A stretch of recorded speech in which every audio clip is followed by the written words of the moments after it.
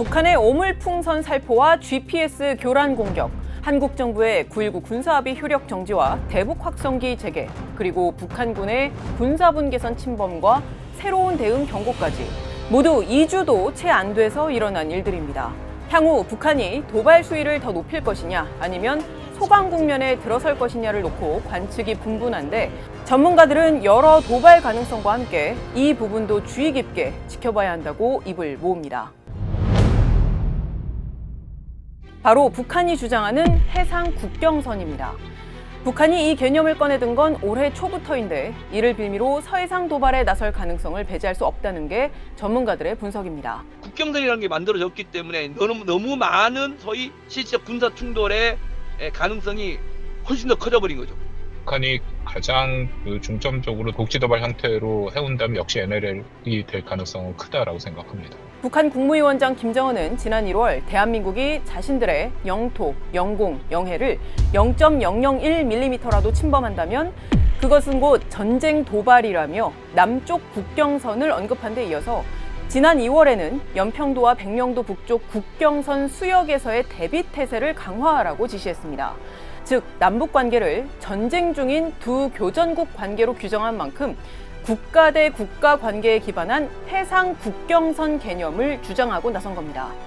같은 논리에 따라서 김강일 국방성 부상도 지난 5월 한국 해군과 해양경찰이 기동 순찰로 자신들의 해상 국경선을 자주 침범했다면서 어느 순간 수상에서든 수중에서든 자신들이 자위력을 행사할 수도 있다라고 경고했습니다. 99년도에 서해 해상 군사분 개선, 2000년도에 서해 통항 질서, 2007년도에 경비 개선, 세 가지를 주장했습니다. 그런데 김정은이 이야기하는 해상 그 국경선이 그 세 선의 반복인지 아니면 새로운 선을 주장할지는 좀 더 지켜봐야 되겠고요. 북한이 주장하는 자칭 해상 국경선이 서해 북방 한계선인 NLL을 무시하면서 꺼내들었던 서해 해상 경계선이나 서해 경비 개선 등과 정확히 일치하는지는 확실치 않지만 전문가들은 이 개념이 우리의 영해인 서해 북방 한계선 NLL 이남으로 설정됐을 가능성이 매우 크다고 보고 있습니다. 그간의 서해 경비 개선 혹은 서해 경계선이라는 얘기를 했는데 그것은 당연히 NLL 우리 이남까지 내려오는 선이고 아마도 그 서해 국경선도 NLL을 침범하는 선이 될 가능성이 매우 높습니다. 국경선이라는 건 아마 해상 경비 개선을 의미할 것 같아요. 우리의 백령도와 연평도 사이의 부분이 자기들 땅이라고 했고 이게 바로 예전에 연평도 포격 사건이 있었을 때 우리가 그 지점에 포격을 한 거에 대해서 자신의 바다에다 쐈기 때문에 연평도를 타격한 거거든요. 본인들이 이제 완전히 국경선이라고 내 땅이라고 했기 때문에 여기서 어떤 일이 벌어질지는 진짜 모르는 거예요. 일각에선 북한이 이달 말 우리의 국회격인 최고인민회의가 열리면 개헌을 하면서 해상 국경선을 선포할 수 있다는 관측도 제기되는데 그 선포 여부와는 별개로 북한의 군사 도발 가능성을 대비할 필요가 있다는 분석들이 나옵니다. 연평도 대청도 그 사이 지점에 꽃게 잡을게 또 기어 내려오면 어떡할 건데요. 땅에서 안 뿌리고 바다에서 뿌리면 어떻게 될까요? 소위 해상 국경선이라고 이야기하는 걸 주장하면서 NLL 밑으로 기어나서 부서를 띄우겠다고 나서면 납포 안 할 수가 없죠. 또요. 근데 납포하는 순간 또 난리 나는 거죠. 총질이 나타나는 거예요. 국방성 부상 김강일도 만약 해상에서 무슨 사건이 발생한다면 모든 책임은 전적으로 한국이 지게 될 것이라며 한국이 자신들이 선포한 해상 국경선을 존중하지 못하겠다면 두렵게라도 만들어야 한다는 게 자신들의 선택이다라고 강변했습니다. 서해 국경선을 말 그대로 국경선으로 공포할 경우에는 당연히 한국이 자신들의 국경선, 영해에 침범하는 그런 상황이 되고 거기에 대해서는 군사적인 대응을 해야 되는데 이것은 북한이 사실상 아주 큰 이 도발과 군사적 충돌을 각오해야 되는 일이죠. 한동안 서해상에서 큰 충돌이 없었던 데는 남북관계 변수뿐만 아니라 한미의 압도적인 해군력을 바탕으로 한 억지력도 주요한 배경으로 꼽히는데 전문가들은 이러한 전력 차에도 불구하고 북한이 무리수를 둘 가능성을 염두에 둘 필요가 있다고 조언합니다. 천안함 폭침과 연평도 포격 이후에 한미가 이런 북한의 고강도 국지 도발에 대응하는 계획을 만들었고 거기에 따라서 지금까지 그 대응 능력을 상상시키고 있습니다. 한국이 억제력을 발휘할 정도 수준의 대비를 하고는 있는 것은 맞지만 그럼에도 북한이 자신들의 어떤 정치적인 목적을 위해서 한국의 압도적인 전력에 의해서 군사적으로 패퇴하는 상황이 오더라도 정치적으로 자신들이 승리했다라고 밝힐 수 있다라는 게 우리 입장에서 가장 고민거리죠. 그 부분에 대해서는 우리가 여전히 대비가 필요하다라고 생각을 합니다. 지금까지 살펴본 해상 도발 가능성 외에도 확성기를 겨냥한 포사격이나 군사분계선에서의 국지 도발 등 다양한 북한의 도발 가능성이 제기되는 만큼 군은 각 상황별 철저한 대비책을 갖추는 데 만전을 기해야 할 것입니다. 지금까지 뒷백이었습니다. 승용차 유리가 부서지고 심지어 항공기 운항마저 일시 중단됐습니다. 모두 북한이 날린 지난 2일 기준 1000개가량의 오물 풍선 때문에 일어난 일입니다. 전국적으로 경찰에 신고된 것만 지난 2일 기준 860여 건인데 북한은 한국 정부가 대북 확성기 방송 재개 움직임을 보이자 돌연 살포를 잠정 중단했습니다. 남북 간의 상호 신뢰가 회복될 때까지 9.19 군사합의 전부 효력 정지를 결정했습니다. 얼핏 대북 확성기 방송 탓에 한 발 물러선 듯한 태도를 보인 건데 북한은 대북 확성기 방송을 두려워하는 것일까요? 저희에게 자문해준 전문가들마다 위협의 수위에 대한 의견차가 있긴 하지만 북한이 대북 확성기 방송에 민감하게 반응한다는 데는 사실상 이견이 없었습니다. 대표적인 사례가 바로 2015년 8월에 있었던 일입니다.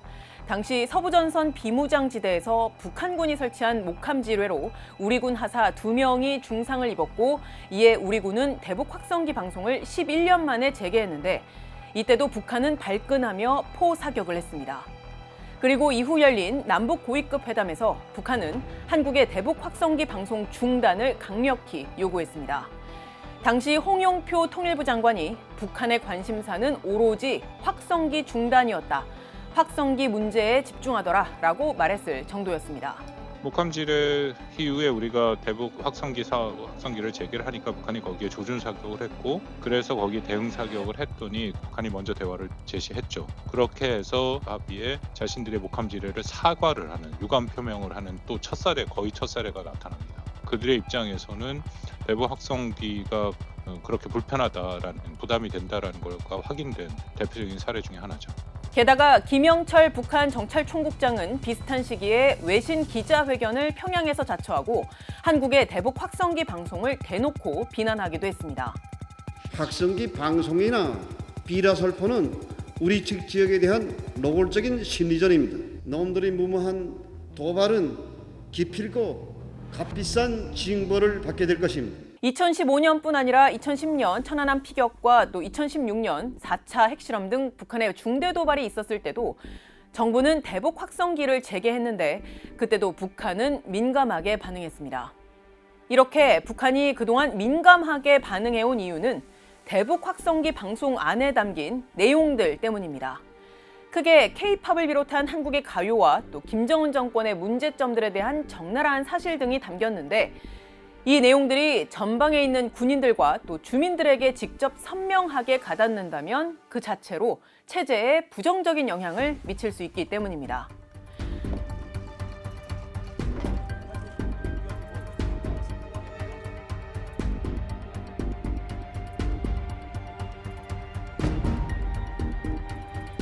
김정은의 그 우상화 수준이 역대 최고 수준으로 지금 올라가고 있단 말이에요. 근데 이제 남한에서 흘러나오는 김정은 관련된 소식들이 대부분 이제 내가 알던 거하고는 다르다. 이런 걸 이제 깨달으면서 사상적으로 이제 오염이 될 수 있는 그런 가능성.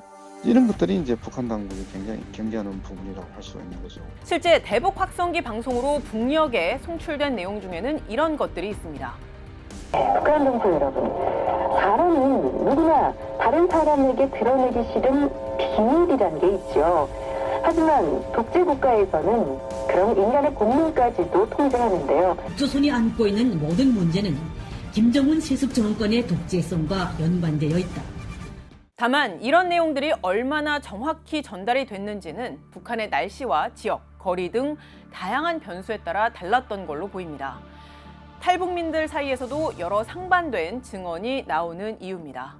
탈북자들하고 물어봤더니 북한 음악이라는 게 너무 획일적이고 선전선동적이니까 그런 음악인데 자기가 최전방에 오니까 전혀 딴 세상에서 듣는 음악처럼 들렸다. 안 듣는 차원에서 그 음악에 심취된 경험을 갖고 있다는 게 이제 상당히 많은 북한 그 청년 군인들의 이제 평가예요. 그 칠천국에서 근무할 때인데요. 출장 차로 초롱까지 저희가 갔던 적이 있는데요. 바람이 우리 쪽으로 부는 날이었어요. 그때 웅웅합에서 방송 같기도 하고 전신주가 우는 소리 같기도 하고 대북 방송이라 무슨 방송하는 거라고 그냥 그러더라고요. 그 북한에서 왜 그렇게 예민하게 구는가 하는 것은 그 주변 사람들이 계속 시끄럽고 좋은 소리도 3번 들으면 안 좋다고 하는데 안 좋은 소리를 계속 들어야 되니까 혈압이 솟는 거예요.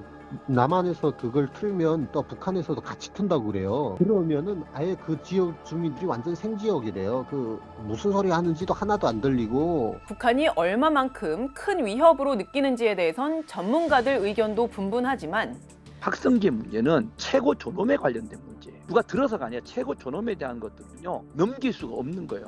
모든 면에 대해서 북한이 뭔가 목소리를 내면 저게 되게 효과가 있네, 되게 뭔가 있겠네라고 생각을 하시는데 아니에요. 본인들 전술이에요. 그거를 왕왕거리고 그렇게 해야 우리를 나쁜 놈 만드는 거고 나쁜 놈 만들고 그거에 대해서 반대급부로 본인들이 뭔가 행동을 하고 이렇게 하는 거에 대해서 본인들 정당성을 만들기 위해서 그러는 거라고 저는 생각을 해요. 확실한 건 확성기 방송이 대북 심리전 수단으로 현재 주요하게 다뤄지고 있다는 것이고 또 그렇기 때문에 더더욱 재개 여부에 신중해야 한다는 사실입니다.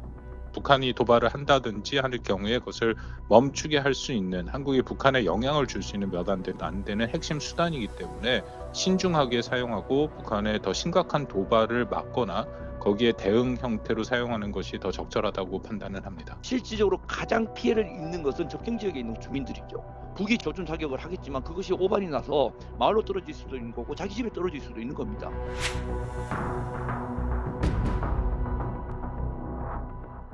현재 남북 간의 소통 통로가 사실상 다 닫혀 있어 작은 우발적 충돌이 큰 사태로 확대될 수 있는 만큼 신중한 검토가 필요하다는 목소리가 나오고 있습니다.